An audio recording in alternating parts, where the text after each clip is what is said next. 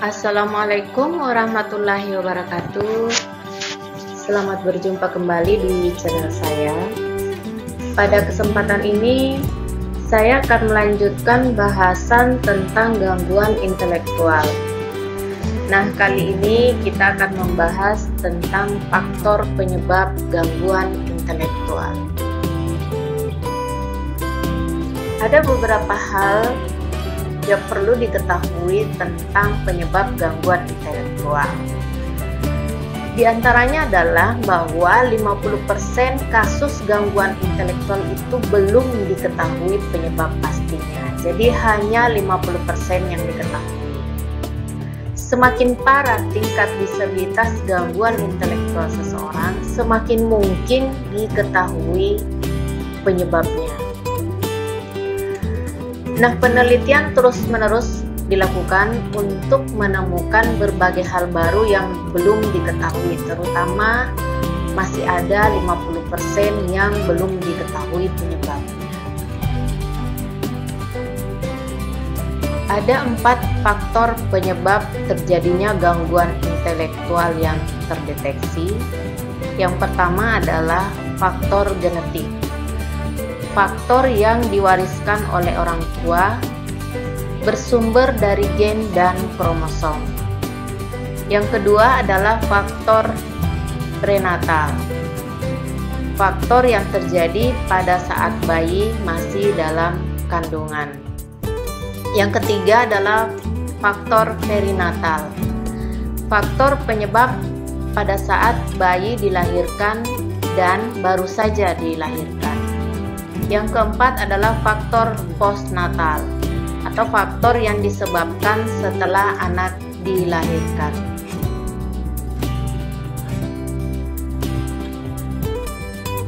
Faktor penyebab terjadinya gangguan intelektual pertama, gen yang diwariskan oleh orang tua.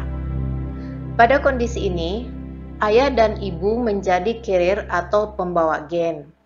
Kemudian gen tersebut bertemu pada anak, sehingga pada anak kemudian menjadi dominan.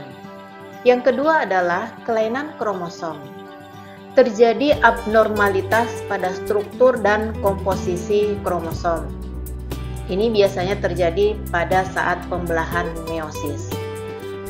Kemudian yang ketiga, Down syndrome atau biasa disebut trisomi 21. Kelainan genetik yang disebabkan ketika pembelahan sel menghasilkan bahan genetik tambahan dari kromosom 21. Ini membuat anak memiliki 3 pasang kromosom. Biasanya hanya 2 pasang, ini kemudian menjadi 3 pasang. Kemudian yang keempat adalah Fragile X syndrome. Ini disebabkan oleh mutasi gen FMR1 atau Fragile X mental retardation 1 yang terletak di kromosom X. Namun demikian, penyebab terjadinya mutasi belum diketahui hingga saat ini. Yang kelima adalah Klinefelter syndrome. Adanya salinan kromosom seks X tambahan. Kondisi ini terjadi pada laki-laki.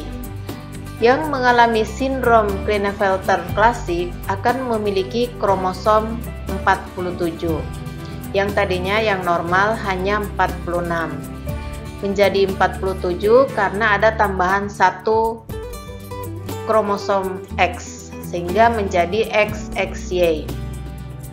Sedangkan pada penderita sindrom Klinefelter varians bisa memiliki kromosom 48 atau ada tambahan 2 kromosom X sehingga menjadi XXXY atau 49 menjadi XXXXY.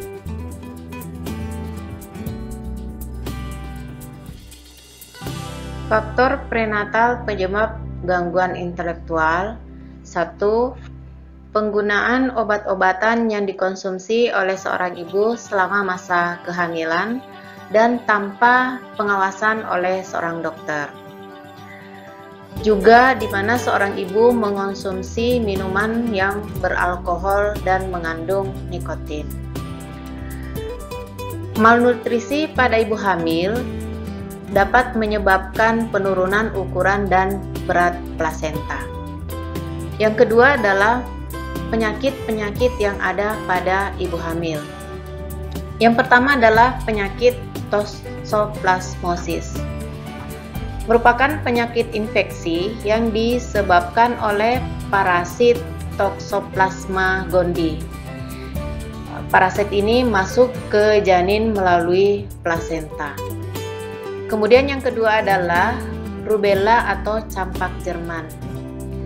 Penyakit ini disebabkan oleh virus rubella dan masuk ke janin melalui saluran napas. Yang ketiga adalah cytomegalovirus.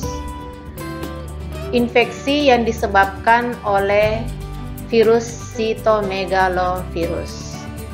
Kemudian yang keempat adalah herpes simplex. Penyakit ini disebabkan oleh virus herpes simplex, di mana virus ini masuk atau terinfeksi pada bayi melalui plasenta. Keempat penyakit ini biasa disingkat dengan TORCH.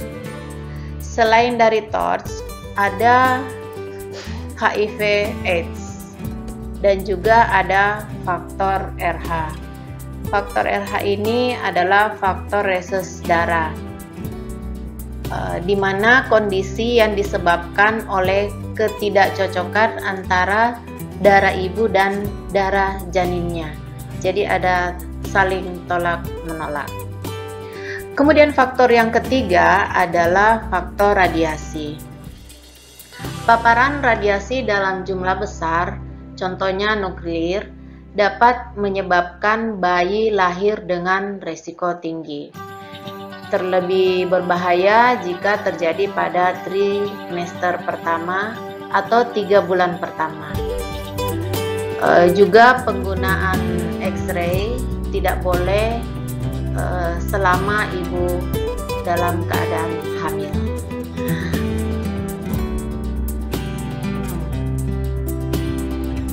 Ada 5 faktor perinatal penyebab gangguan intelektual. Yang pertama, prematur. Bayi yang lahir prematur, terutama yang lahir sebelum mencapai usia 32 minggu, seringkali mengalami berbagai masalah kesehatan. Yang kedua, berat badan lahir rendah. Bayi yang memiliki berat badan lahir rendah mengalami berbagai komplikasi kesehatan, meliputi perkembangan yang terhambat, sistem kekebalan tubuh yang lemah, rentan terhadap serangan penyakit maupun kematian dini. Ketiga, hipoksia. Hipoksia adalah kondisi kurangnya pasokan oksigen di sel dan jaringan tubuh. Hipoksia merupakan kondisi berbahaya karena dapat mengganggu fungsi hati, fungsi otak, dan fungsi organ lainnya dengan cepat. 4. Cedera otak. Cedera otak yang diakibatkan oleh goncangan, benturan, atau pukulan di daerah sekitar otak. Cedera mengakibatkan perubahan aktivitas saraf otak yang kemudian mempengaruhi integritas fisik, aktivitas metabolisme, atau kemampuan fungsional sel-sel saraf di otak. 5. Trauma mekanis.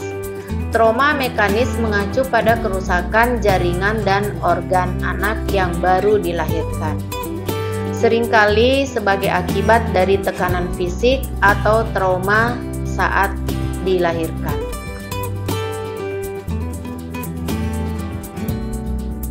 Faktor-faktor postnatal penyebab gangguan intelektual adalah kecelakaan, apakah itu kecelakaan dalam berkendara, terjatuh, atau mungkin mengalami benturan pada daerah otak.